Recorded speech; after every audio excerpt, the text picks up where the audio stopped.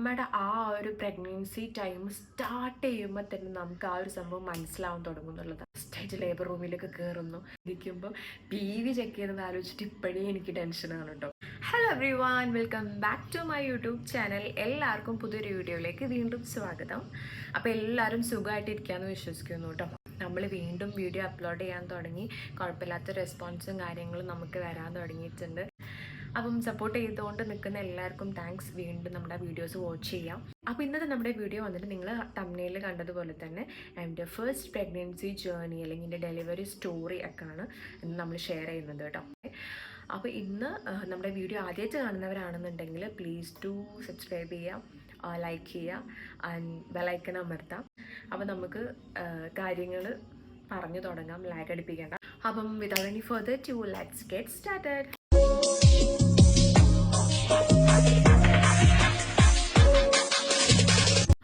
അപ്പം it's story time. അപ്പം നമുക്ക് കഥ പറഞ്ഞു തുടങ്ങാം എങ്ങനെയാണെന്നുള്ളത്. എനിക്ക് എവിടെ എന്താ തുടങ്ങേണ്ടതെന്ന് വലിയൊരു ഐഡിയ ഒന്നുമില്ല. കാരണം ഈ ഒരു വീഡിയോ ഞാൻ ആക്ച്വലി മുമ്പേ പ്ലാൻ ചെയ്തിട്ടുള്ള ഒരു വീഡിയോ ആയിരുന്നു കേട്ടോ. ഹൈസ് ബേബീനെ ഡെലിവറി കഴിഞ്ഞ് ഒരു 1 year ഒക്കെ കഴിഞ്ഞപ്പോൾ ഞാനത് എടുക്കാമെന്ന് വിചാരിച്ചാണ്. പക്ഷേ ആ ടൈമിൽ ഞാൻ എടുത്തില്ല. Maybe this is the right time അല്ലേ? അപ്പോൾ ഇതായിരിക്കും ചിലപ്പോൾ ആ ഒരു ടൈം എന്ന് പറയുന്നത്. അപ്പം നമ്മൾ ആ കാര്യം നമുക്ക് ഷെയർ ചെയ്യാം, ഏതാന്നുള്ളതൊക്കെ. എൻ്റെ ഡെലിവറി എങ്ങനെയായിരുന്നു എന്താണെന്നുള്ളതൊക്കെ നമുക്ക് ഷെയർ ചെയ്യാം. ആ സമയത്ത് ഞാൻ ചെയ്യണമെന്ന് വിചാരിച്ച മെയിൻ കാരണം എന്താണെന്ന് വെച്ചാൽ, നമ്മുടെ ചാനലിലുള്ള നമ്മുടെ വീഡിയോസിൽ ഏറ്റവും വൈറലായിട്ടുള്ളൊരു വീഡിയോ എന്ന് പറയുന്നത് എൻ്റെ പ്രഗ്നൻസിൻ്റെ ആ ഒരു ജേർണീൻ്റെ വീഡിയോ, ആ ഒരു ഷോർട്സ് ആണ്. ജസ്റ്റ് 3 million എബവ് അടിച്ചിട്ടുള്ള ആ ഒരു വീഡിയോ ആണ് കേട്ടോ. ഏറ്റവും നമുക്ക് വ്യൂസ് കിട്ടിയൊരു വീഡിയോ എന്ന് പറയുന്നത് 3 million എബവ് വ്യൂസ് ഉണ്ട് അതിന്. ഞാൻ ജസ്റ്റ് ഇവിടെ ആഡ് ചെയ്യാം കേട്ടോ, അത് പറ്റുകയാണെങ്കിൽ.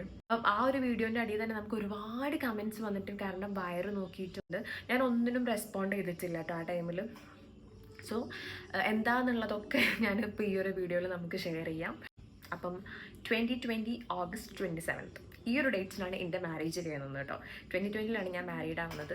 അപ്പം ആ ഒരു ഇയർ കഴിഞ്ഞ് നെക്സ്റ്റ് ഇയർ ആ ഒരു ടൈമിലാണ് ഞാൻ പ്രഗ്നൻ്റ് ആവുന്നത്. അതായത് ഞാനൊരു സെപ്റ്റംബറിലാണ് ഞാൻ അറിയുന്നത്. September 18th അസിൻ്റെ ബർത്ത്ഡേ ആണ്. അപ്പോൾ September 18th ഞാനൊരു 16th 15th ഒക്കെ ആകുമ്പോഴാണ് ഞാൻ ഈ ഒരു സംഭവം അറിയുന്നത്.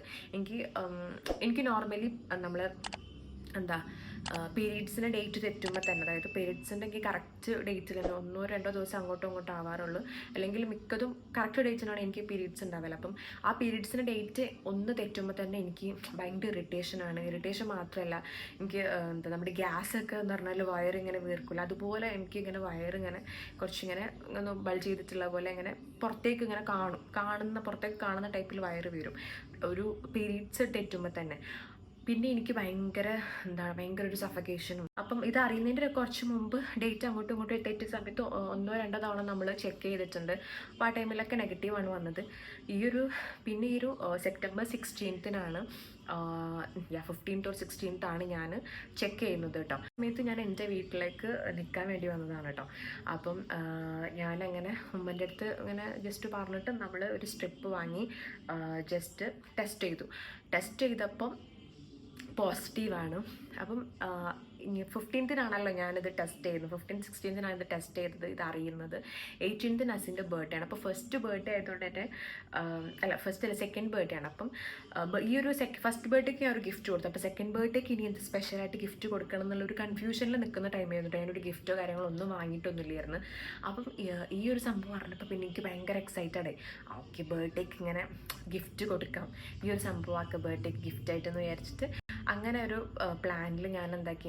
അസിൻ്റെ അടുത്ത് ആ കാര്യം പറയാണ്ട് ഞാൻ നേരെ അസിൻ്റെ വീട്ടിലേക്ക് വിളിച്ചിട്ട് ഉമ്മൻ്റെ അടുത്ത് കാര്യം പറഞ്ഞു, എൻ്റെ ഉമ്മൻ്റെ അടുത്ത് കാര്യം പറഞ്ഞു.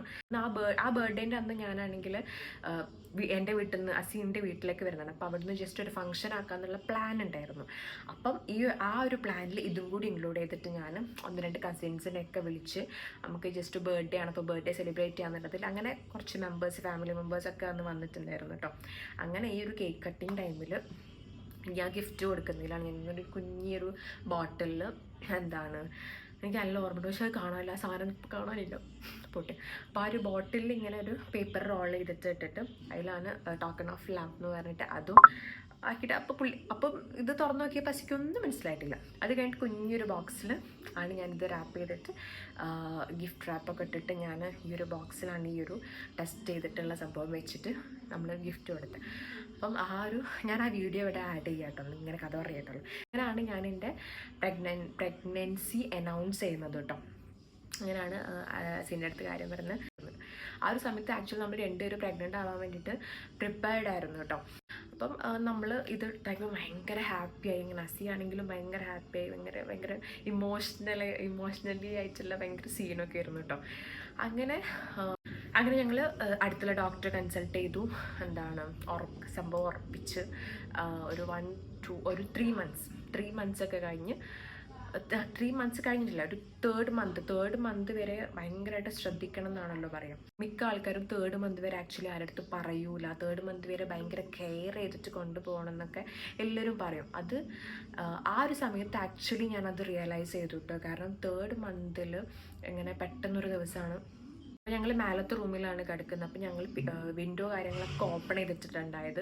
അങ്ങനെ പെട്ടെന്നൊരു ഇടി വെട്ടിയിട്ട് ആ ഒരു ഇടിവെട്ടലിൽ ഒരു പുലർച്ചെ സമയത്താണ് ഞാൻ എഴുന്നേൽക്കുന്നത്. പുലർച്ചെ സമയത്ത് ഞാൻ ആ ഒരു ഇടി വെട്ടിയിട്ട് നെറ്റിയിട്ടാട്ടോ, ഞാനിങ്ങനെ എന്തോ പെടഞ്ഞ പോയിട്ട് നെറ്റിയിട്ടാണ് ഞാൻ എഴുന്നേൽക്കുന്നത്. അങ്ങനെ യൂറിൻ പാസ് ചെയ്യാനുള്ളതുപോലെ ഫീൽ ചെയ്ത് ഞാൻ നേരെ ബാത്റൂമിൽ പോയി യൂറിൻ പാസ് ചെയ്യാൻ വേണ്ടി പോയപ്പം അങ്ങനെ ബ്ലഡ് വരുന്നുണ്ട്. അപ്പം നമുക്ക് ഏകദേശം നമുക്കറിയാമല്ലോ ബ്ലഡ് ബ്ലീഡിങ് വരാമെന്ന് പറഞ്ഞിട്ടുണ്ടെങ്കിൽ ഇത് എന്തെങ്കിലും പ്രശ്നമാണെന്നുള്ളത് ഒരു റിയലൈസേഷൻ നമുക്കുണ്ടല്ലോ. അങ്ങനെ ബ്ലഡും കാര്യങ്ങളും വന്നപ്പം ഞാൻ പെട്ടെന്ന് തന്നെ ബാത്റൂമിൽ നിന്ന് ഒച്ച വെച്ചിട്ട് അസിനെ വിളിച്ച് അസി വന്ന് ഞാൻ ഇങ്ങനെ പറഞ്ഞു ബ്ലഡ് ഇങ്ങനെയെന്ന് പറഞ്ഞപ്പം ആദ്യം അസീൻ്റെ ഫസ്റ്റ് തന്നെ കാരണം ഉറങ്ങി പെട്ടെന്ന് പുലർച്ചയ്ക്ക് നെറ്റി എണീച്ചിട്ട് ഈ ഒരു ബ്ലഡ് കാര്യങ്ങളൊക്കെയാണ് കാണുന്നതും ഈ ഒരു കാര്യമാണ് അറിയുന്നത്. അപ്പം പുള്ളിക്കാരന് ഭയങ്കരമായിട്ട് എന്തോ ഒരു സംഭവം കാര്യങ്ങളും നേരെ താഴെ പോയി ഉമ്മനെ വിളിച്ച് ഉമ്മ വന്ന് എന്താ കാര്യം എന്നുള്ളതാണ്. അപ്പോൾ ഏകദേശം നമുക്ക് കാര്യം മനസ്സിലായി. അങ്ങനെ അവിടുത്തെ നേരെ തന്നെ നമ്മൾ വണ്ടിയും പിടിച്ചിട്ട് ഹോസ്പിറ്റലിലോട്ട് പോയിട്ട് ഡോക്ടറെ കൺസൾട്ട് ചെയ്ത് ചെക്ക് ചെയ്ത് നോക്കിയപ്പോൾ ഇങ്ങനെ പറഞ്ഞു. നോക്കിയപ്പോൾ ഡോക്ടർ പറഞ്ഞു ഇതിങ്ങനെ മിടിപ്പും കാര്യങ്ങളൊക്കെ പോയിട്ടുണ്ട്, ഇങ്ങനെ അബോഷനാണിത്, എന്താ പറ്റിയെന്ന് ചോദിച്ചു. പറഞ്ഞു ഇങ്ങനെയാണ് സംഭവം. അപ്പം ഡോക്ടർ പറഞ്ഞു അങ്ങനെ അബോഷൻ ആയതാണ്, അപ്പം ബ്ലീഡിങ് കണ്ടപ്പം നമുക്ക് DNC ചെയ്യണ്ട, നമുക്കൊരു ടാബ്ലറ്റ് കഴിക്കാം, അത് കഴിച്ചിട്ട് പോവുകയാണെന്നുണ്ടെങ്കിൽ ഓക്കെയാണ്, അല്ല പിന്നെ നമ്മൾ DNC ചെയ്യേണ്ടി വരും ഒക്കെ പറഞ്ഞ് ആ ഒരു സമയത്ത് കാരണം നമ്മൾ എക്സ്പെക്റ്റ് ചെയ്തൊരു സമയമാണ്. ആ ഒരു സമയത്ത് ഭയങ്കരമായിട്ട് സങ്കടമായിരുന്നു കേട്ടോ, ഭയങ്കര ഫീലിംഗ് ആണ്. കാരണം നമ്മൾ വിചാരിച്ചിട്ട് നമ്മൾ ആഗ്രഹിച്ചിട്ട് കിട്ടിയൊരു സംഭവമല്ല. അങ്ങനെ ഭയങ്കരമായിട്ട് സങ്കടവും കാര്യങ്ങളൊക്കെ ആയിരുന്നു. ആകെ മൊത്തം ഡെസ്പായിരുന്നു, മൊത്തത്തിൽ ഡെസ്പായിട്ടായിരുന്നു മൊത്തം ഉണ്ടായത് കേട്ടോ. അവിടുന്ന് ആ ഒരു കുറച്ച് ദിവസം നടന്നത് ഭയങ്കര സങ്കടമായിട്ടുള്ള ദിവസമായിരുന്നു അന്ന്. അസിയാണെന്നുണ്ടെങ്കിൽ അസി ആക്ച്വലി രാവിലെ എൻ്റെ കൂടെ ഹോസ്പിറ്റലിലേക്ക് അസി വന്നിട്ടില്ല. കാരണം ബ്ലീഡിങ് അസിക്ക് കാരണം ഓൾറെഡി ഏകദേശം കാര്യം മനസ്സിലായി. ബ്ലീഡിങ് എന്ന് പറയുമ്പോൾ തന്നെ നോർമലി മനസ്സിലായി. അങ്ങനെ പിന്നെ കുറച്ച് കഴിഞ്ഞപ്പോഴാണ് വന്ന് ആകെ ഞാനാണെങ്കിൽ ഭയങ്കരമായിട്ട് കരഞ്ഞുകൊണ്ടിരിക്കുകയൊക്കെ, മൊത്തം സീനും കാര്യങ്ങളും ഒക്കെ ആയിട്ട് അങ്ങനെ ഭയങ്കര സങ്കടവും കാര്യങ്ങളൊക്കെ ആയിരുന്നു കേട്ടോ ആ ടൈമിൽ. അസി ആണെങ്കിൽ ഇമോഷണലി ഭയങ്കരമായിട്ട് സീനായി, ഉമ്മ ആണെങ്കിലും അനിയനാണെങ്കിലും ഒക്കെ അങ്ങനെ ഭയങ്കര ഇതിലായിരുന്നു കേട്ടോ. അപ്പോൾ ആ ഒരു സമയത്ത് എനിക്ക് മനസ്സിലായൊരു കാര്യമാണ്, റിയലൈസ് ചെയ്താണ് കേട്ടോ ഞാൻ 3 മാസം വരെ ആക്ച്വലി നമ്മളിത് പുറത്ത് പറയരുത്, ആരടുത്ത് പറയരുത്, അങ്ങനത്തെ കുറച്ച് കഴിഞ്ഞിട്ട് അറിഞ്ഞോട്ടെ എന്നുള്ളത് പറയില്ല. അത് സത്യത്തിൽ ശരിയാണ് കേട്ടോ, അത് ശരിയാണ്. കാരണം നമ്മൾ ആരടുത്ത് പറയാണ്ടിരിക്കുന്നതാണ് നല്ലത്. പക്ഷെ കണ്ണേറ് അങ്ങനത്തെ സംഭവം ഒന്ന് മേ ബി അത് ഉണ്ടാവാം, അങ്ങനത്തെ കാര്യങ്ങളും ചിലർക്കൊക്കെ ഉണ്ടാവാം, ചിലർക്ക് വിശ്വാസം ഉണ്ടാവും. പക്ഷെ 3 മാസത്തിലാണ് നമ്മുടെ അടുത്ത് ഡോക്ടറൊക്കെ അധികം പറയുന്നത് നന്നായിട്ട് ശ്രദ്ധിക്കണം, ഇങ്ങനെ ഇങ്ങനെ ബസ്സിൽ ഓട്ടോറിക്ഷയിലൊന്നും അങ്ങനെ പോകരുതെന്നൊക്കെ പറയാറില്ല. അതൊക്കെ ഇങ്ങനത്തെ എന്തെങ്കിലുമൊക്കെ പെട്ടെന്ന് എന്തെങ്കിലും സംഭവിക്കുക, ഒരു 3 മാസത്തിനടുക്ക് എന്തും സംഭവിക്കുക. കാരണം അത്രയും ഇതായിട്ടുള്ള നമ്മുടെ ആ ഒരു എംബ്രിയോ ഒന്ന് ഡെവലപ്പ് ചെയ്തിട്ട് വരുന്ന ആ ഒരു ടൈമല്ലേ. ഒരു 4 മാസമൊക്കെ കഴിഞ്ഞാൽ പിന്നെ അത്ര വലിയ നമുക്ക് കുഴപ്പമുണ്ടാവില്ല. അപ്പോൾ ആ ഒരു സംഭവം ഞാൻ ആ ഒരു ടൈമിലാണ് സത്യമായിട്ട് റിയലൈസ് ചെയ്തത്, ഞാനത് എന്താ ഉൾക്കൊണ്ടത് കേട്ടോ, ഞാനത് അങ്ങോട്ട് ആക്സെപ്റ്റ് ചെയ്തത് ആ ഒരു ടൈമിലാണ് കേട്ടോ. ഇത് അങ്ങനെയാണ് എനിക്ക് ഈ ഒരു ഫസ്റ്റ് എനിക്ക് ഒരു ആഘോഷം ഉണ്ടാകുന്നത്. പിന്നെ ഒരു ഇത് കഴിഞ്ഞൊരു 2 months ഒക്കെ കഴിഞ്ഞപ്പോൾ നമ്മൾ ഏകദേശം ഓക്കെ ആയി. ഞാൻ ആ സമയത്ത് യൂട്യൂബ് ചാനൽ സ്റ്റാർട്ട് ചെയ്യാൻ വിചാരിച്ച് നിൽക്കുന്ന ടൈമാട്ടോ. ആ ഒരു സമയത്ത് യൂട്യൂബ് ചാനൽ സ്റ്റാർട്ട് ചെയ്യണം, പിന്നെ അങ്ങനെ എന്തൊക്കെയോ ഒരു ഫ്രണ്ട് ഉണ്ടായിരുന്നു, അസിൻ്റെ ഒരു ഫ്രണ്ട് ഉണ്ടായിരുന്നു. അപ്പോൾ നമ്മൾ സീരീസ് പോലത്തെ എന്തെങ്കിലും സ്റ്റാർട്ട് ചെയ്യണം എന്നൊക്കെ പറഞ്ഞിട്ട് നമ്മൾ ഭയങ്കര പ്ലാനും കാര്യങ്ങളൊക്കെ ആയിട്ട് അങ്ങനെ നിൽക്കുന്ന ടൈമായിരുന്നു കേട്ടോ. ആ ഒരു സമയത്ത് ഒരു 2-3 മാസം 4 മാസമൊക്കെ കഴിഞ്ഞ സമയത്ത്, 3 മാസമൊക്കെ തോന്നുന്നത്, ഒരു 3 മാസമൊക്കെ കഴിഞ്ഞ ടൈമിലാണ് ഞാൻ ഇതേപോലത്തെ ഒരു ഫീലിംഗ്, എനിക്കിങ്ങനെ ഡേറ്റ് തെറ്റിട്ടുള്ള ഒരു ഫീലും കാര്യങ്ങളും വന്നിട്ട് ഞാനിതുപോലെ ചെക്ക് ചെയ്ത് നോക്കുമ്പോൾ അന്ന് ഞാനാണെങ്കിൽ ആരെടുത്തും പറയാണ്ട് ഞാൻ ഒറ്റയ്ക്ക് ഈ സാധനം മേടിച്ചിട്ടാണ് ചെക്ക് ചെയ്ത് നോക്കുന്നത്. ഞാൻ അന്നേരം കണ്ണൂരാണുള്ളത്, അസിൻ്റെ വീട്ടിലുള്ളത്. ചെക്ക് ചെയ്ത് നോക്കിയപ്പം ഇത് പോസിറ്റീവാണ്. ചെക്ക് ചെയ്ത് നോക്കിയപ്പോൾ പോസിറ്റീവാണ് കേട്ടോ. അപ്പം എനിക്ക് സത്യം പറഞ്ഞാൽ ആ ഒരു സമയത്ത് ഞാൻ ഒട്ടും ഇതിന് ബില്ലിങ് അല്ലായിരുന്നു. ഫസ്റ്റ് ഇതിനെ കമ്പയർ ചെയ്യുമ്പോൾ ഞാൻ ഇതിനൊട്ടും ബില്ലിങ് അല്ലായിരുന്നു. കാരണം എന്തൊക്കെയോ നമ്മൾ പ്ലാൻ ചെയ്ത് നമ്മൾ ഇങ്ങനെ ചെയ്യണം എന്നൊക്കെ ഇങ്ങനെ വിചാരിച്ചിട്ട് നിൽക്കുന്നില്ല. അപ്പോൾ എനിക്ക് ഇതൊന്നും നടക്കില്ല, ഇതൊക്കെ ഫ്ലോപ്പ് ആവല്ലോ, എനിക്ക് ഇങ്ങനെ ചെയ്യാൻ പറ്റില്ല, അങ്ങനെ കുറേ തോട്ടൊക്കെ എൻ്റെ ഉള്ളിൽ വന്നിട്ട് ഞാൻ ഇതിന് ഒട്ടും ബില്ലിങ് അല്ലായിരുന്നു. ഞാൻ അച്ഛനോട് പറയണോ വേണ്ടേ എന്നുള്ള ഇതിൽ ഞാൻ കുറച്ച് ദിവസം പറയാണ്ട് നിന്ന്. പിന്നെ ഒരു ദിവസം ഞങ്ങൾ ഇതേപോലെ ഇങ്ങനൊരു ഡിസ്കഷനും കാര്യങ്ങളൊക്കെ കഴിഞ്ഞിട്ട് നമ്മളിങ്ങനെ ഇങ്ങനെ വീട്ടിലോട്ട് വരുന്ന വഴിക്ക് അപ്പോഴാണ് ഞാൻ അസിൻ്റെ അടുത്ത് ഈ കാര്യം അവതരിപ്പിക്കുന്നത് കേട്ടോ. അപ്പോൾ ആ സമയത്ത് അസിക്കാണെങ്കിലും ഭയങ്കര എൻ്റെ ഇത് പെട്ടെന്ന് ഇതുള്ള തന്നെ എന്നുള്ളൊരു അസി വിചാരിച്ച് ഞാൻ വെറുതെ ചുമ്മാ പറയുകയാണെന്നുള്ള ഒരു സംഭവമായിരുന്നു കേട്ടോ. പിന്നെ ഞാൻ ടെസ്റ്റ് ചെയ്തൊക്കെ കാണിച്ചു കൊടുത്ത് ആക്കിയപ്പം ആള് ഭയങ്കരമായിട്ട് ഹാപ്പി. അപ്പം ഞാൻ പറഞ്ഞു ഇങ്ങനെ ഞാനൊട്ടും വില്ലിങ് അല്ല, ഞാൻ ഇങ്ങനെയാണെന്നൊക്കെ പറഞ്ഞ സമയത്ത് എൻ്റെ അടുത്ത് പറഞ്ഞു ഇങ്ങനെ അതിനിപ്പോൾ ഇത് നിങ്ങൾക്ക് ഇങ്ങനെ ആണെന്നുണ്ടെങ്കിൽ നിങ്ങൾക്ക് എന്തും ചെയ്യാലോ, അങ്ങനെ എന്നൊക്കെ ചെയ്യാലോ കാര്യങ്ങളെന്നൊക്കെ പറഞ്ഞു. അങ്ങനെ എന്നെ അപ്പോഴത്തന്നെ ഫുള്ള് മോട്ടിവേറ്റ് ചെയ്ത് എൻ്റെ അടുത്ത് എല്ലാ കാര്യങ്ങളും ഇങ്ങനെ പറഞ്ഞു. പിന്നെ ഞാനും ആക്സെപ്റ്റ് ചെയ്തു. പിന്നെ ആ സംഭവം ഞാനും ആക്സെപ്റ്റ് ചെയ്ത് അങ്ങനെ ഞങ്ങൾ ഇവിടെ എൻ്റെ വീട്ടിലേക്ക് ഞാൻ വിളിച്ചിട്ട് പറഞ്ഞു. അവിടെ ഉമ്മൻ്റെ അടുത്തും ജസ്റ്റ് കാര്യം പറഞ്ഞ് പിന്നെ ഒരു 3 months ഒക്കെ കഴിഞ്ഞപ്പോഴാണ് ഇങ്ങനെ മൊത്തത്തിൽ ഇങ്ങനെ എല്ലാവരും അറിയാൻ തുടങ്ങിയിട്ടുള്ളത് കേട്ടോ. അങ്ങനെയാണ് നമ്മുടെ ആ ഒരു പ്രഗ്നൻസി സ്റ്റാർട്ട് ചെയ്യുന്നത് കേട്ടോ. അതായത് ഹൈസ് ബേബീനെ ഞാൻ ക്യാരി ചെയ്യാൻ സ്റ്റാർട്ട് ചെയ്യുന്നത് അങ്ങനെയാണ് സ്റ്റാർട്ടിങ്. അപ്പോൾ ആ ഒരു പ്രഗ്നൻസിനെ ഹൈസ് ബേബീനെ ക്യാരി ചെയ്യുന്ന ആ ഒരു സമയത്ത് എനിക്കൊരു 3 months 4 months വരെ ഒന്നും എനിക്ക് യാതൊരു കുഴപ്പമുണ്ടായിരുന്നില്ല. നോർമലി എല്ലാവർക്കും ഭയങ്കര ഛർദിയാണെന്നാണ് പറയുക. എനിക്ക് അത്രത്തോളം ഛർദിയോ കാര്യങ്ങളോ ഒന്നുമില്ലായിരുന്നു കേട്ടോ. ആ ടൈമിൽ ഞാൻ ഛർദിച്ചത് എനിക്ക് ആക്ച്വലി ഓർമ്മ കൂടിയില്ല. കാരണം മേ ബി 1 2 3 അത്രയും ഞാൻ ഛർദിച്ചിട്ടുണ്ടാവുള്ളൂ. കാരണം എനിക്ക് അങ്ങനത്തെ ഛർദി കാര്യങ്ങളുടെ ഇല്ലായിരുന്നു കേട്ടോ.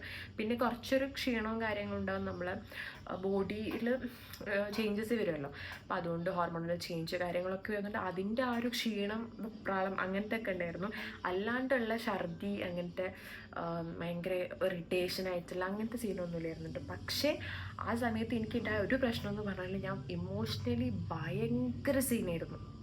അതായത് മെൻ്റലി എനിക്കിങ്ങനെ ചെറിയ എന്തെങ്കിലും ഒരു കാര്യം, എന്തെങ്കിലും ഒരു വീഡിയോ കണ്ടാൽ, അല്ലെങ്കിലും സങ്കടപ്പെടുന്ന എന്തെങ്കിലും ഒരു വീഡിയോ കണ്ടാൽ, ഇപ്പോൾ ഒരു മൂവീൻ്റെ സീൻ എന്തെങ്കിലുമൊക്കെ ഒന്ന് കണ്ടു കഴിഞ്ഞാൽ ഭയങ്കരമായിട്ട് സീനാണ്. ഞാൻ ആ സ്പോട്ടിൽ എവിടെന്നാ അറിയില്ല കണ്ണെന്നിങ്ങനെ വെള്ളം വന്നിട്ട് ആകെ മൊത്തം സീനാവും.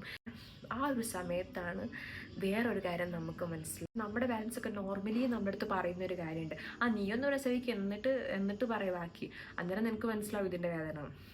സത്യമാണ്. നമ്മുടെ ആ ഒരു പ്രഗ്നൻസി ടൈം സ്റ്റാർട്ട് ചെയ്യുമ്പോൾ തന്നെ നമുക്ക് ആ ഒരു സംഭവം മനസ്സിലാവാൻ തുടങ്ങും എന്നുള്ളതാണ്. നമ്മുടെ ഉള്ളിലൊരു സംഭവം, നമ്മുടെ ഉള്ളിലൊരു ജീവൻ്റെ തുടിപ്പ് ഇങ്ങനെ വന്ന് തുടങ്ങുന്ന സമയത്ത് തന്നെ മിക്ക ആളുകളും ഇമോഷണലി എനിക്ക് തോന്നുന്നു 80% ആൾക്കാരെങ്കിലും ഇമോഷണലി ഭയങ്കര അവരുടെ പാരൻസിൻ്റെ അടുത്ത് അറ്റാച്ച്ഡ് ആവും. കാരണം എനിക്ക് ഫീൽ ചെയ്തൊരു കാര്യം എന്ന് പറഞ്ഞാൽ ഞാനങ്ങനെ ഭയങ്കരമായിട്ട് എൻ്റെ സ്നേഹം വീട്ടുകാരടുത്ത് കാണിക്കുന്ന കൂട്ടത്തിൽ അങ്ങനെ ഒന്നും അല്ലായിരുന്നു. അപ്പോൾ അതുകൊണ്ട് തന്നെ എന്തെങ്കിലും ഒന്ന് പറഞ്ഞു കഴിഞ്ഞാൽ ചിലപ്പോൾ ഞാൻ ദേഷ്യം പിടിച്ചിട്ട് എന്തെങ്കിലുമൊക്കെ പറയും. അങ്ങനത്തെ ഒരു കൈൻഡ് ഓഫ് ക്യാരക്ടർ ആയിരുന്നു എൻ്റെ അത്. അപ്പോൾ അതുകൊണ്ട് തന്നെ ഈ ഒരു പ്രഗ്നൻ്റ് ആയി ഒരു 3 months ഒക്കെ ആകുമ്പോൾ തന്നെ എന്തെങ്കിലും ഇങ്ങനത്തെ ഒരു ക്ലിപ്പ് സങ്കടപ്പെടുന്ന ക്ലിപ്പ്, അല്ലെങ്കിൽ പാരൻസിൻ്റെ എന്തെങ്കിലും ക്ലിപ്പ് അങ്ങനത്തെ ഒക്കെ കാണുമ്പോൾ എനിക്ക് ഭയങ്കരമായിട്ട് അതുപോലെ തന്നെ ഭയങ്കരമായിട്ട് ഉമ്മനെ, പാരൻസിനെന്ന് പറയുമ്പോൾ ഉമ്മനെ ഭയങ്കരമായിട്ട് മിസ് ചെയ്യാൻ തുടങ്ങി.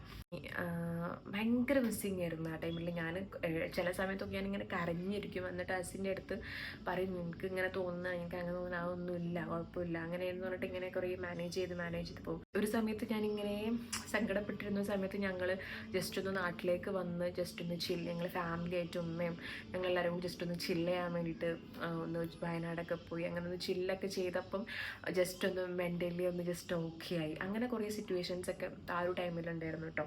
അങ്ങനെ ഒരു 4-5 മന്ത്സൊക്കെ ഇതുപോലെ തന്നെ പോയി.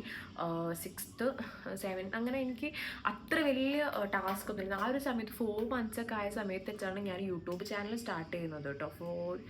4 മന്ത്സ് 5 മന്ത്സ് ആകുമ്പോഴാണ് ഞാൻ യൂട്യൂബ് ചാനൽ സ്റ്റാർട്ട് ചെയ്തത്. പിന്നെ കുറേ ടൈം എന്താ ചെയ്യേണ്ടതെന്ന് അറിയില്ല, അങ്ങനത്തെ എന്തൊക്കെ ഒരു മൂഡും കാര്യങ്ങളൊക്കെ ആയിരുന്നു. അപ്പോൾ ആ ഒരു ടൈമിലാണ് നമ്മളെ യൂട്യൂബ് ചാനൽ ഞാൻ സ്റ്റാർട്ട് ചെയ്യുന്നത്. സ്റ്റാർട്ട് ചെയ്ത് യൂട്യൂബ് ജേർണി ഇങ്ങനെ പോയിക്കൊണ്ടിരുന്നു. പിന്നെ യൂട്യൂബിൽ ഇങ്ങനെ വീഡിയോ ഇടാൻ, എന്തെങ്കിലും വീഡിയോസ് ഇടാൻ, എഡിറ്റ് ചെയ്യുക. അപ്പോൾ ആ ഒരു റുട്ടീൻ പോലെ അതിങ്ങനെ പോയി. പിന്നെ ആ സമയത്ത് ഞാൻ പറഞ്ഞല്ലോ, എനിക്ക് കഴിഞ്ഞ ഇതിൽ പറഞ്ഞ പോലെ തന്നെ എനിക്ക് എന്നെ മാത്രം നോക്കിയാൽ പോരെ. അപ്പം ഞാൻ ആ സമയത്ത് ഞാൻ മൊത്തത്തിൽ എന്നെ ടേക്ക് കെയർ ചെയ്ത് ഫുഡ് ഐറ്റംസ് ആണെങ്കിലും എനിക്കങ്ങനെ ചില ഫുഡ് കഴിക്കുമ്പോൾ ഛർദ്ദിക്കുക അങ്ങനത്തെ പ്രശ്നമൊന്നുമില്ലായിരുന്നു. എനിക്ക് ആ സമയത്ത് എല്ലാ ഫുഡും ഞാൻ ഓക്കെ ആയിരുന്നു കേട്ടോ. അപ്പം അച്ഛൻ്റെ വീട്ടിലാണെങ്കിലും പറയും നമുക്കൊന്നും തിന്നാൻ കഴിയില്ല, നമ്മൾ എന്തെങ്കിലും വായിക്ക് വെക്കുമ്പോഴേക്ക് വെള്ളം കുടിച്ചാൽ പോലും ഛർദ്ദിക്കും, അങ്ങനത്തെ ഒന്നും നമ്മളൊക്കെ സിറ്റുവേഷൻ. പക്ഷേ മാഷാഅല്ലാ എനിക്ക് അങ്ങനത്തെ ഒരു പ്രശ്നം ഉണ്ടായിട്ടില്ല. എനിക്ക് ഫുഡ് കഴിക്കാൻ, എനിക്ക് ആ സമയത്ത് എന്ത് ഫുഡ് കിട്ടിയാലും ഞാൻ കഴിക്കും. എനിക്ക് ഫുഡ് കഴിക്കുമ്പോൾ പക്ഷേ എനിക്ക് കുറേ കഴിക്കാൻ കഴിയില്ല, കുറച്ച് കഴിക്കുള്ളൂ ഞാൻ ഫുഡ് കഴിക്കാറില്ല. അപ്പം ഫുഡ് അങ്ങനെ കഴിക്കും. എനിക്ക് അങ്ങനത്തെ ഇന്നത് പറ്റൂല എന്നുള്ള അങ്ങനത്തെ പ്രശ്നമൊന്നുമില്ല. ഫുഡ് യാതൊരു കുഴപ്പമോ കാര്യങ്ങളൊന്നും ഇല്ലായിരുന്നു. പിന്നെ ബേബിക്കും ഹെൽത്തിനൊന്നും വലിയ പ്രശ്നമൊന്നും ഇല്ലാണ്ട് പിന്നെ ഇങ്ങനെ പോയി. പിന്നെ 7th മന്ത് ഒരു 8th മന്തൊക്കെ ആയ സമയത്താണ് ഞാൻ ആക്ച്വലി എൻ്റെ വീട്ടിലേക്ക് വരുന്നത്. അതുവരെ ഞാൻ അവിടെ ഡോക്ടറെ കൺസൾട്ട് ചെയ്തു. കാരണം ഞാൻ അവിടെ നിന്നാണ് പ്രഗ്നൻ്റ് ആവുന്നത്. പിന്നെ ഞാനിങ്ങനെ ഒരുപാട് അങ്ങോട്ടും പോയി കളിച്ചിട്ടൊന്നുമില്ല, ട്രാവൽ ചെയ്തിട്ടില്ല. ഞാൻ ആ സമയത്ത് അവിടെ തന്നെ നിന്ന് അവിടെ സ്റ്റക്കായി എന്ന് പറയാം. അവിടുത്തെ ഡോക്ടറാണ് കൺസൾട്ട് ചെയ്തത്. പിന്നെ ഒരു 8th മന്തിലാണ് ഞാൻ ഇങ്ങോട്ട് വരുന്നത്. 7ാം മാസത്തെ ആ ഒരു ചടങ്ങ് വരട്ടെ, അതൊക്കെ ഞാൻ വീഡിയോസ് ഇട്ടിട്ടുണ്ടായിരുന്നു കേട്ടോ. അപ്പോൾ ആ ഒരു സമയത്ത് അങ്ങനെ എല്ലാവരും വന്ന് ഞങ്ങൾ 8th മന്തിന് ഇങ്ങോട്ട് വന്നു. പിന്നെ 8th മന്ത് 9th മന്ത് ഒക്കെ കഴിഞ്ഞു. October 6th എനിക്ക് ആക്ച്വലി വർത്തമാനം പറഞ്ഞിട്ട് വെള്ളത്തിന് നയിച്ചു. അപ്പോൾ നമ്മൾ പറഞ്ഞു വന്നത്, അപ്പോൾ October 6th എൻ്റെ നമുക്ക് എനിക്ക് ഡെലിവറീൻ്റെ ഡേറ്റ് തന്നിട്ടുണ്ടായിരുന്നു, ഡ്യൂ ഡേറ്റ് തന്നിട്ടുണ്ടായത്. അതൊരു October 3rd ഒക്കെ ആയപ്പോൾ എനിക്ക് പെയിൻ ഇങ്ങനെ എൻ്റെ ഒരു പെയിനൊക്കെ ഇങ്ങനെ വരാൻ വേണ്ടി തുടങ്ങി. അപ്പം അതിനു മുമ്പ് ഞാൻ ഹോസ്പിറ്റൽ ബാഗും കാര്യങ്ങളൊക്കെ ഞാൻ ഫുൾ പാക്ക് ചെയ്ത് വെച്ചു. അങ്ങനെ ഒരു 3rd ഒക്കെ ആയപ്പോൾ എനിക്കിങ്ങനെ ഒരു പെയിൻ വരാൻ തുടങ്ങി. അപ്പം എങ്ങനത്തെ പെയിനെന്ന് വെച്ച് കഴിഞ്ഞാൽ ഇങ്ങനെ ഒരു ഇടവിട്ട് ഗ്യാപ്പിട്ട് ഇങ്ങനെ ചെറിയ ടൈം ഗ്യാപ്പിൽ ഇങ്ങനെ പെയിൻ വന്നു പോയി കളിക്കാൻ തുടങ്ങി. അങ്ങനെ ആ ഒരു ഇത് എന്താണെന്ന് കറക്റ്റ് അല്ല. അങ്ങനെ ഞാൻ ഉമ്മൻ്റെ അടുത്ത് പറഞ്ഞു എനിക്ക് ഇങ്ങനെയാണ് വന്നുകൊണ്ടിരിക്കുന്നത്, ഇങ്ങനെ ഒരു സംഭവമുണ്ട്, പെയിൻ വരുന്നുണ്ട്. പിന്നെ ഞാൻ വാഷ്റൂമിൽ പോയി നോക്കുമ്പം ജസ്റ്റ് ഒരു ബ്ലീഡിങ് എന്ന് പറഞ്ഞു കഴിഞ്ഞാൽ ഒരു ബ്ലഡ് സ്പോട്ട്. അപ്പം എൻ്റെ അടുത്ത് ഡോക്ടർ ആദ്യം പറഞ്ഞിട്ടുണ്ടായിരുന്നു വല്ല ഒരു സ്പോട്ടോ കാര്യങ്ങളോ കാണുകയാണെന്നുണ്ടെങ്കിൽ നേരെ ഹോസ്പിറ്റലിൽ വന്നിട്ട് അഡ്മിറ്റ് ചെയ്യണം എന്നുള്ളത്, അഡ്മിറ്റ് ആക്കാൻ നോക്കുന്നുള്ളത്.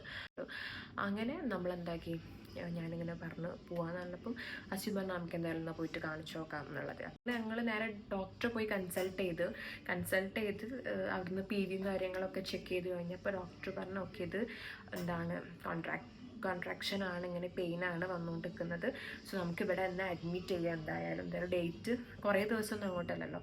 അപ്പോൾ 3rd അപ്പം നമുക്ക് 6th ഡേറ്റ് ആണ്. അപ്പം നമുക്ക് എന്തായാലും അഡ്മിറ്റ് ചെയ്യാമെന്ന് പറഞ്ഞു. അങ്ങനെ അന്ന് അവിടെ അഡ്മിറ്റ് ചെയ്ത് ആ ഒരു സമയത്താണെങ്കിലും ഇങ്ങനെ പെയിന് വന്നും പോയി ഇങ്ങനെ കളിക്കുന്നുണ്ട്.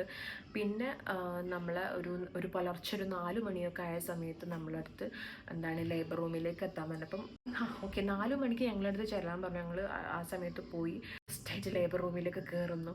ആ ലേബർ റൂമിൽ ഇങ്ങനെ കയറുമ്പോൾ തന്നെ ഇങ്ങനെ കേർട്ടൻസ് ഇങ്ങനെ ഇട്ടിട്ടാണ്, കുറച്ച് അപ്പുറത്തുപ്പുറത്ത് ഓരോരോ ആൾക്കാരുണ്ട്. അപ്പം ഇങ്ങനെ പോയി നമ്മൾ ചെക്ക് ചെയ്ത് PV ചെക്ക് ചെയ്ത് നമ്മളടുത്ത് ഇങ്ങനെ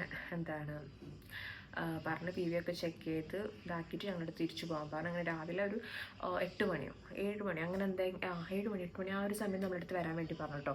ബ്രേക്ക്ഫാസ്റ്റ് ജസ്റ്റ് എന്തെങ്കിലും ഒന്ന് കഴിച്ചിട്ട് ലൈറ്റായിട്ട് എന്തെങ്കിലും കഴിച്ചിട്ട് ഞങ്ങളടുത്ത് വരാൻ പറഞ്ഞത്. അങ്ങനെ ആ ഒരു സമയമായപ്പോൾ നമ്മൾ എന്താണ് ലേബർ റൂമിലേക്ക് വീണ്ടും പോയി. അങ്ങനെ അവിടുന്ന് വീണ്ടും PV ചെക്ക് ചെയ്യുന്നു, അങ്ങനെ കാര്യങ്ങൾ ചെയ്യുന്നു. അങ്ങനെ ഇങ്ങനെ ആയിട്ട് നമ്മൾ ഈ വേദനയ്ക്കുള്ള അങ്ങനെ ഒരു മരുന്ന് വെക്കാന്നൊക്കെ വരും. എനിക്ക് എന്നാ കറക്റ്റ് അങ്ങനെ പറയാമെന്ന് അറിയില്ല. PV ചെക്ക് ചെയ്തതിന് ശേഷമാണ് ആ ടൈമിൽ തന്നെ കുറച്ച് ഗ്യാപ്പിട്ട് 2-3 പ്രാവശ്യം PV ചെക്ക് ചെയ്തിട്ടുണ്ടായിരുന്നു കേട്ടോ. അങ്ങനെയാണ് എന്താണ് ഇങ്ങനെ മരുന്ന് എന്താണ് ഇങ്ങനെ ഇതാക്കിയിട്ട് കൊടുക്കുന്നത്, വേദനയ്ക്കുള്ള മരുന്ന് ഇതാക്കിയിട്ട് ഇഞ്ചെക്ട് ചെയ്ത് കൊടുക്കുന്നത്. ഏറ്റവും വലിയ ഇതെന്ന് പറഞ്ഞാൽ PV ഇങ്ങനെ ഇടയ്ക്കിടയ്ക്ക് ചെക്ക് ചെയ്തുകൊണ്ട് നിൽക്കുമ്പോൾ ആ ഒരു വേദനയേക്കാൾ എനിക്ക് ഫീൽ ചെയ്തിട്ടുള്ളത് ഭയങ്കര ഒരു ഇറിറ്റേഷനാണെന്ന്. ഭയങ്കര ഒരു ഇറിറ്റേറ്റഡ് ആയാലൊരു എന്തോ ഒരു കംഫർട്ടല്ലാത്ത എന്തൊക്കെയോ ഒരു പോലെയാണ് എനിക്ക് ഫീൽ ചെയ്തിട്ടുള്ളത്. എനിക്ക് ഈ ഒരു ഇതിലാണെന്നുണ്ടെങ്കിൽ ഇപ്പം ചിന്തിക്കുമ്പോൾ PV ചെക്ക് ചെയ്യുന്നത് ആലോചിച്ചിട്ട് ഇപ്പോഴേ എനിക്ക് ടെൻഷനാണ് കേട്ടോ. കാരണം അത് അങ്ങനത്തെ ഒരു പ്രൊസീജിയറാണ്. അങ്ങനെ ഇടയ്ക്കിടയ്ക്ക് PV ഒക്കെ ചെക്ക് ചെയ്തതിന് ശേഷമാണ് ഇങ്ങനെ മരുന്നും കാര്യങ്ങളൊക്കെ വെക്കുന്നത്. അങ്ങനെ എൻ്റെ ഇത് നോക്കി PV ഒക്കെ ചെക്ക് ചെയ്തതായപ്പം എൻ്റെ ഇതിങ്ങനെ കോൺട്രാക്ഷനാണ്, അങ്ങനെ പെയിനാണുള്ളത്, അപ്പം ഇങ്ങനെ മരുന്ന് വെക്കണ്ടെന്ന് പറഞ്ഞിട്ട് അങ്ങനെ മരുന്നും കാര്യങ്ങളൊന്നും ചെയ്തിട്ടില്ല. ഞാൻ അവിടെ തന്നെ ആ സമയത്ത് ഉള്ള എല്ലാവരെയും നമ്മളെല്ലാവരും ഉള്ളിലേക്ക് വിളിച്ച് എല്ലാവരും അവിടെ തന്നെ ലേബർ റൂമിൽ തന്നെ ഇങ്ങനെ പെയിനും കാര്യങ്ങളും വരാൻ തുടങ്ങി. പിന്നെ വിശന്നിട്ട് പയ്യ ഫുഡ് ഐറ്റംസോ കാര്യങ്ങളൊന്നും കഴിക്കാനും വെള്ളം വയറൊക്കെ ക്ലീൻ ആക്കിയതുമാണ്. നമുക്കിങ്ങനെ കുറച്ച് വെള്ളം തരും, വെള്ളം കുടിക്കാതെ തന്നെ പണി. അങ്ങനെ അതും വെള്ളം തന്നെ നമുക്ക് കുറച്ച് തരുള്ളൂ. അങ്ങനെ എനിക്ക് വേദന വരാൻ തുടങ്ങി. അങ്ങനെ രാവിലെ ആ ഒരു സമയത്തിന് കയറ്റിയിട്ട് ആ രാവിലെ മുതൽ എനിക്ക് പെയിന് വന്നും പോയി ഇങ്ങനെ കളിക്കുന്നുണ്ട് കേട്ടോ. ആ സമയത്ത് എൻ്റെ കൂടുതലുള്ള 1-2 ആൾക്കാരെന്നാണ്. ഒരാൾക്ക് ഡേറ്റ് കഴിഞ്ഞ് കുറച്ച് ദിവസമായി, ഒരാൾക്ക് ഡേറ്റ് അന്നാണ്, ഒരാൾക്ക് ഡേറ്റ് അതിനെ പോലെ ആയിട്ടില്ല. അങ്ങനെ കുറേ വരുന്നു. അപ്പോൾ അതിൽ 2-3 പേരൊക്കെ എന്താണ് ഡെലിവറി കഴിഞ്ഞ് ഒരു എന്താണ് നോർമൽ ഡെലിവറി ഒക്കെ കഴിഞ്ഞ്. അപ്പം നമ്മളത് സൗണ്ടൊക്കെ കേൾക്കുന്നുണ്ട്, ഓരോരുത്തർ കരയുന്ന സൗണ്ട് കേൾക്കുന്നുണ്ട്, കുഞ്ഞിൻ്റെ സൗണ്ട് കേൾക്കുന്നുണ്ട്. അപ്പോൾ അത് സൗണ്ടും കേൾക്കുന്ന അപ്പോൾ ആ ഒരു ടെൻഷന് വേറെ. പിന്നെ ഞാൻ എൻ്റെ മാക്സിമം ഞാൻ ഈ പെയിന് മാക്സിമം ഞാൻ പിടിച്ച് വേദന കൺട്രോൾ ചെയ്ത് പിടിക്കുന്ന ഒരാളാണ്. അപ്പം ഞാനങ്ങനെ കരഞ്ഞിട്ടൊന്നുമില്ല. അങ്ങനെ കുറേ നേരം ഈവനിങ് വരെ ഇതെന്നെ പെയിന് വന്നും പോകുന്നു. അതിൻ്റെ ഇടയ്ക്ക് ജസ്റ്റ് ഒന്ന് ഡോക്ടർ വന്നിട്ട് പിന്നെ പാരൻസിന് നമ്മളെ കാണാമെന്ന് പറഞ്ഞിട്ട് എൻ്റെ പാരൻസിൻ്റെ ഉമ്മ വന്നിരുന്ന് കുറച്ച് നേരം ഉമ്മേൻ്റെ അടുത്തിരുന്നു. നമ്മൾ തന്നെ പെയിനാകുന്ന സമയത്തും പെയിന് വന്നും പോയി ഇങ്ങനെ കളിക്കുന്നുണ്ട്.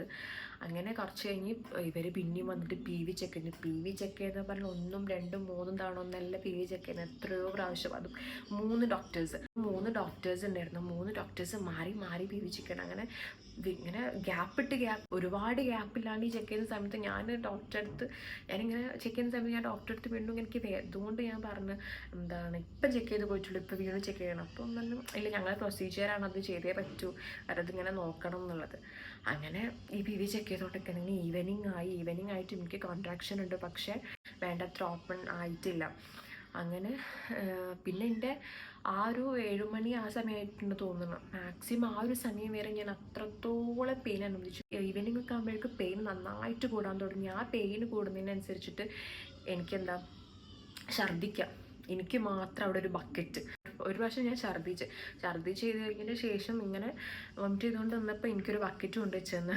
ഈ ബക്കറ്റിൽ ഞാനിങ്ങനെ പെയിന് വരുന്നു, ഞാനിങ്ങനെ ആക്കുന്നു, ഞാൻ ഛർദ്ദിക്കുന്നു, പെയിന് വരുന്നു, കുറച്ച് നേരം അനുഭവിക്കുന്നു, ഞാൻ ഛർദ്ദിക്കുന്നു. ഇതന്നെ ഞാൻ ഫോളോ അപ്പ് ചെയ്തുകൊണ്ടിരിക്കുന്നത്. കാരണം എനിക്ക് ഈ ഒരു സീൻ എനിക്ക് പീരീഡ്സിൻ്റെ സമയത്ത് ഉണ്ടാകുന്നതാണ്. പീരീഡ്സിൻ്റെ സമയത്ത് എനിക്ക് ഭയങ്കര പെയിനാണ്. ഫസ്റ്റത്തെ ദിവസം എൻ്റെ വീട്ടിൽ എന്നെ ആരും നോക്കണ്ട, കാരണം അത്രയും പെയിനാണ്.